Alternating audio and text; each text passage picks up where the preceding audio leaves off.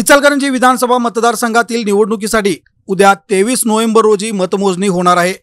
राजीव गांधी सांस्कृतिक भवन येथे होणाऱ्या मतमोजणीसाठी पोलिसांनी व्यापक बंदोबस्त ठेवला असून कायदा व सुव्यवस्था अबाधित राहावी यासाठी कडक नियमावली लागू करण्यात आली आहे।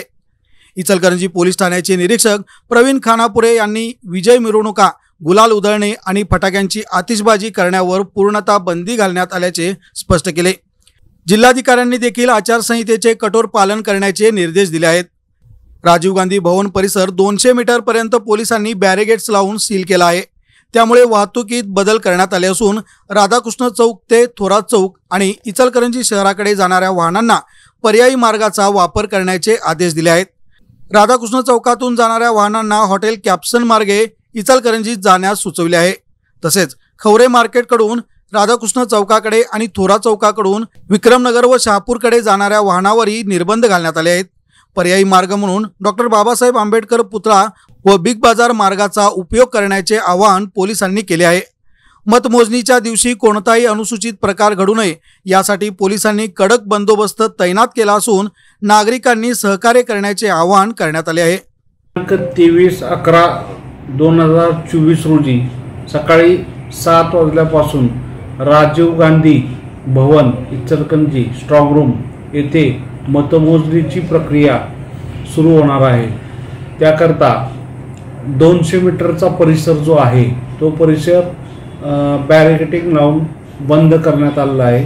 त्या ठिकाणी कोणालाही प्रवेश दिला जाणार नाही। ज्यांच्याकडे माननीय एसडीएम प्रांत इचलकरंजी यांचे आय कार्ड आहे त्यांनाच त्या ठिकाणी प्रवेश दिला जाईल। पत्रकारांना त्यांची जी बैठक व्यवस्था करण्यात आली आहे व त्यांच्याकडे माननीय जिल्हाधिकारी साहेब यांचा त्या मतदान प्रक्रियेसाठी जो दिलेला पास आहे त्यांनाच परवानगी देण्यात आली आहे।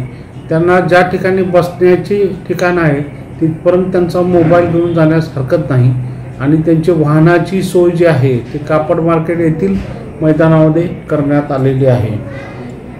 माननीय जिल्हाधिकारी यांनी दिलेल्या आदेशानुसार दिनांक 23/11/2024 रोजी कोणीही विजय मिरवणूक काढणार नाही किंवा गुलाल उधळणार नाही। याबाबतचे आदेश जे आहेत माननीय जिल्हाधिकाऱ्यांचे ते प्रसिद्ध करण्यात आलेले आहेत। तसेच वाहनांची जी व्यवस्था आहे ती वाहनांची व्यवस्था जी बदललेली व्यवस्था आहे ती पण प्रसारमाध्यमातून प्रसिद्ध करण्यात आलेली आहे।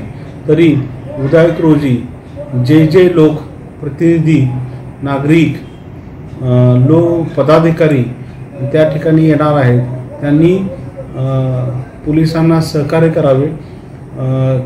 त्यांची वेगवेगळ्या ठिकाणामध्ये व्यवस्था करण्यात आलेली आहे त्या ठिकाणीच त्यांनी थांबून मतदानाची जे काही प्रक्रिया आहे ती पाहावी, ऐकावी आणि शांतता ठेवावी हे माझे जाहीर आव्हान आहे।